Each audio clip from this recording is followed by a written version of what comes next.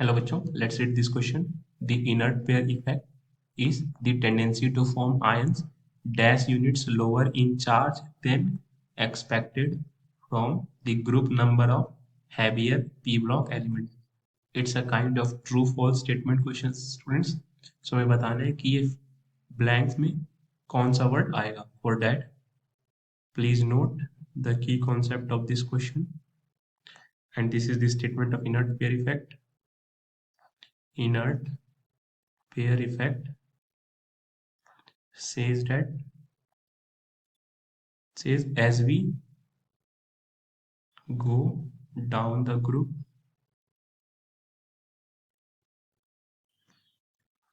in the group number 13, 14 and 15, the stability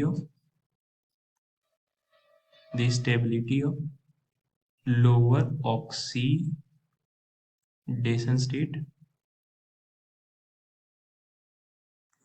of elements increases.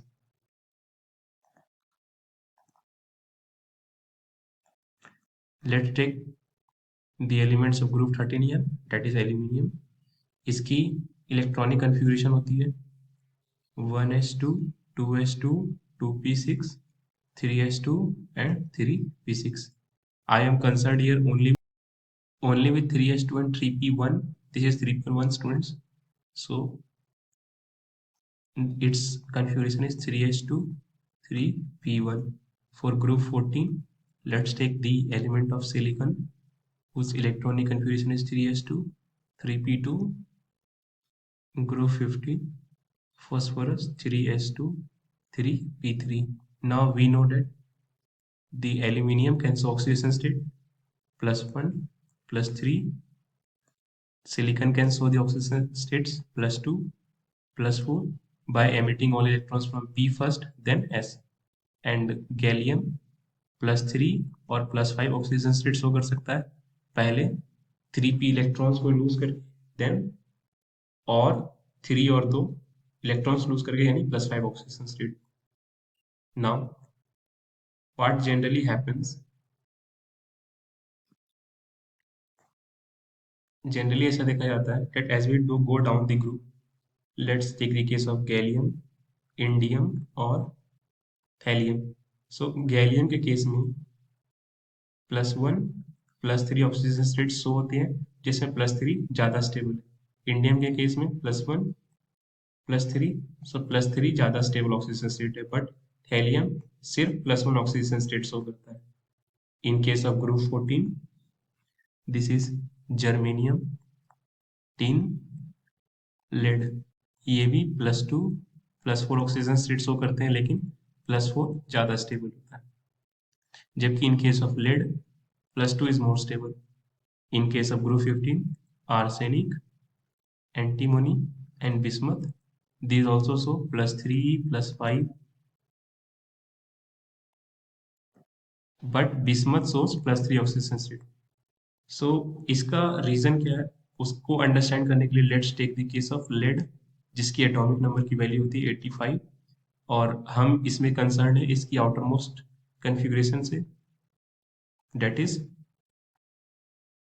4f14 5d10 then 6x2 6p2. So lead के atomic number 85 होने की वजह से इसके अंदर 85 प्रोटॉन्स होंगे और कुछ सेल्स होंगे, लेकिन जो आउटर मोस्ट 4 सेल्स हैं उनको हम ड्रॉ कर सकते हैं. these are 2 electrons which are present in 6p, these are in 6x, and in internal this is 4f, यहाँ पे 14 है और इसमें 5d 10 इलेक्ट्रॉन्स हैं. तो जनरली स्टूडेंट्स ये 85 प्रोटॉन्स होने की वजह से ये जो बाहर के इलेक्ट्रॉन्स हैं इन पे फोर्स ऑफ अट्रैक्शन लगता है न्यूक्लियस का. इस 6p इलेक्ट्रॉन्स पर भी फोर्स ऑफ अट्रैक्शन लग रहा है न्यूक्लियस का, लेकिन जनरली ऐसा पाया जाता है कि जो अंदर के इलेक्ट्रॉन्स हैं ये इस फोर्स ऑफ अट्रैक्शन को ओवरकम करने के लिए एक रिपल्सन भी अप्लाई करते हैं, क्योंकि सेम चार्ज दोनों में, ये भी इलेक्ट्रॉन है ये भी इलेक्ट्रॉन है, सो दोनों में ही रिपल्सन होता है. बट जो 4f और 4d है इनके पास 4f 14 and 5d10 have low shielding effect या पावर कह सकते हो, तो ये उतना रिपल्सन नहीं मार पाते, यानी कि टोटल 24 इलेक्ट्रॉन्स ऐसे हैं जिनकी वजह से इन पर कम रिपल्सन लग रहा। तो ये जो 6s इलेक्ट्रॉन है, ये इतने ज़्यादा अट्रैक्ट हो जाते हैं इस न्यूक्लियस से कि ये रिएक्शन के दौरान अपने 6s इलेक्ट्रॉन को लूज ही नहीं कर पाते, सिर्फ 6p इलेक्ट्रॉन ही लूज हो पाता है। तो ये सिर्फ +2 का ऑक्सीजन स्टेट ही शो कर पाता है। यही रीजन है थैलियम का +1 ऑक्सीडेशन स्टेट शो करने का और बिस्मथ का +3 ऑक्सीडेशन स्टेट शो करने का। थैलियम आउटर मोस्ट 6p1 को लूज कर देता है एंड बिस्मथ आउटर मोस्ट +3 यानी 6p3 को लूज कर देता है, ताकि वो +3 ऑक्सीडेशन स्टेट शो कर सके।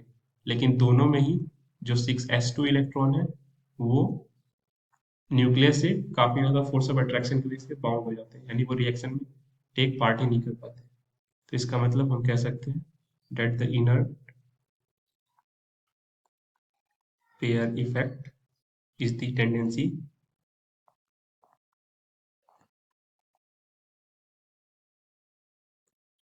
to form ions,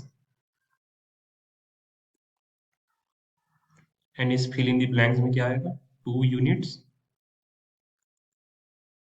less in charge than expected one।